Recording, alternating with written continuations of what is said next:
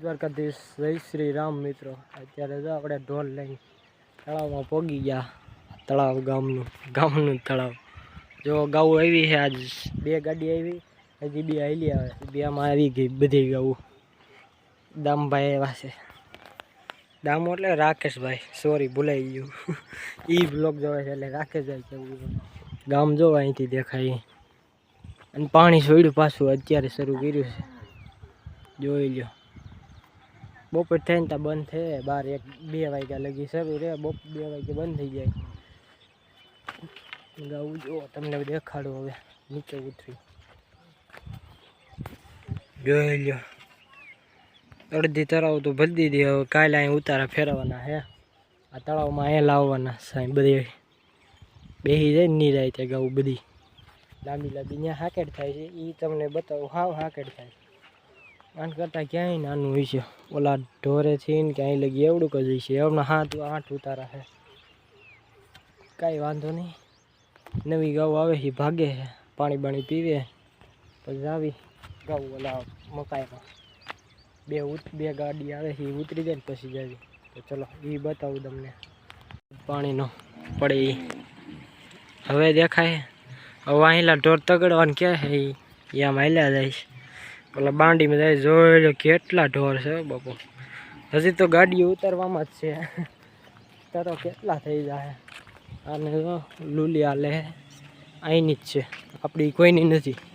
ચલો ઓલ બાંડીમાં તમને દેખાડું મિત્રો। આપણે 221 દિવસ ચેલેન્જ લીધો છે, આ વ્લોગ ડેઈલી ઉતારવાનો મૂકવાનો દરરોજ। તો તમે જોશો ને મિત્રો, હા કે ના કોમેન્ટ કરજો। તો ચલો કન્ટિન્યુ રહેજો। હવે ગાઉ હજી ઊભી છે એટલે બકરાની ગાડી આવી છે, અત્યારે ગાઉની હજી 12 વાગે પૂગશે, કાંઈ વાંધો નહીં। આ મેળીમાં દર્શન કરી લો, પછી જાવી હમણાં તમને બતાવી। જય માં મેરડી નામ લઈને જાવી મકાઈવાડામાં। તો ચલો કન્ટિન્યુ રહેજો બ્લોગમાં। ઓલા મહેમાન આવે ને ત્યારે તમને એ બતાવું બ્લોગમાં। તો મિત્રો આ ગાઉ તો હાલતી નથી, ધીમે ધીમે હાલી આવે, ભલે જાતી આમ હાલી જાય। આપણે આ શોર્ટકટ નથી લેવાની, ઊભા રહી ઘડીક વાર, અહીંયાથી લઈને જઈને કાંઈ ઊભી રહે। એમાં થોડુંક ગારો હતો પહેલાં આવી છે, અત્યારે નથી, એટલે જામી ગયેલો એમ નામ છે, હાલતા નથી ઢોર, બહુ પાકું થઈ ગયું છે ને એટલે લૂલા હાલે છે। અને આ કેનાલ જોવો, કેનાલ કહેવાય આને, ખેતરુની કેનાલ નથી, એમ તો પાણી કાઢવાનું છે। અને આ પુલ છે જુઓ, આવા પુલ કરે, કેનાલ હોય ને નીચું બહુ ઊંચું છે। કાંઈ નહીં, વાહેલી ગાઉ તગડવી ભાઈ તો જાય મકાઈવાડામાં, હજી વાહે ચાલે। ચલો આ બધા આવ્યો, ઓલા શું થઈ ગયું છે, રોગ આવ્યો છે ને, શું કહેવાય, રોગ જ કહેવાય ને, કરવા કાંઈ નહીં। તો ચલો મિત્રો મકાઈવાડામાં પગી ગયા, જોઈ ગયો પાછળ। આમ મેહુલભાઈ મેપામાં, હું અહીંયા બેઠો, વિશાલ આમ બેઠો, સાર જ છે ગાઉમાં। અને આ તડકો ન લાગે એટલે ફાઇલ માથે ઓઢવી પડે। અત્યારે ગાઉ થોડી ના એક કેરો હાજો રાખ્યો છે વાસડું હાટું, હમણાં વાઢવાની છે, ત્યારે વાઢે કોને ખબર। ગાઉ તો મૂકી દીધી મકાઈમાં અત્યારે, કાલ છાયરી હતી, હજી જોઉં તોય ઊભી છે, કેટલી ઊભી છે મકાઈ। આહા ઓહો, કાંઈ ઘટે નહીં, આવી સિંહ આપણા ગામમાં હોય તો કેવું રહે। અને આ તો થોડીને આમાં ખાવા જાય, આમાં બધું સરખું જ છે, એમ કે હેઠે પીડ્યું ખાઈ જાવ ને તગડતા એને વાડું હાટું કાંઈ નહીં વધે।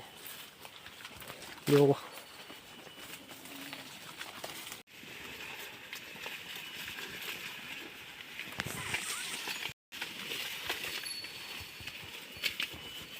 મિત્રો, આ કેરી તોડીને તો કેવી શીર વીડી, 3 બાજુથી વીડી। આ વાહેલી ગાઉ બહાર કાઢવી, પાણી પાવા જાવી, જો બધી વહી ગઈ આંબા વસાડે થઈને। આ લૂલા લંગડા વાહે તગડવા પડશે। આજે લગી એમ 3 જ જણા હતા, આજે મેહુલભાઈ આવ્યા, ગાઉ કાઢી તો બહારની, ઓલા પણ બેસું બદલે કંઈક ખમજો હમણાં, કે જાતા નહીં, બ્લોગમાં જ રહીજો, બતાવું તમને। વાગે મેહુલભાઈ અમને ભારો લઈને જવાનું કીધું, વાસડું હાટું ભાઈ, એ ભાઈ જોજો એને કઈ, આ ગાડી નથી હાલતી, ભારો હે બહુ જબરો, જુઓ કાંઈ ઘટે નહીં। આવું રોડે ચડાવી ચાલ, બે સાઈડ ઢહડાઈ જાય, એવડો ભારો બાંધો ને, એમાં હું પાછળ બેઠો। હવે આપણે પાછળ બેઠા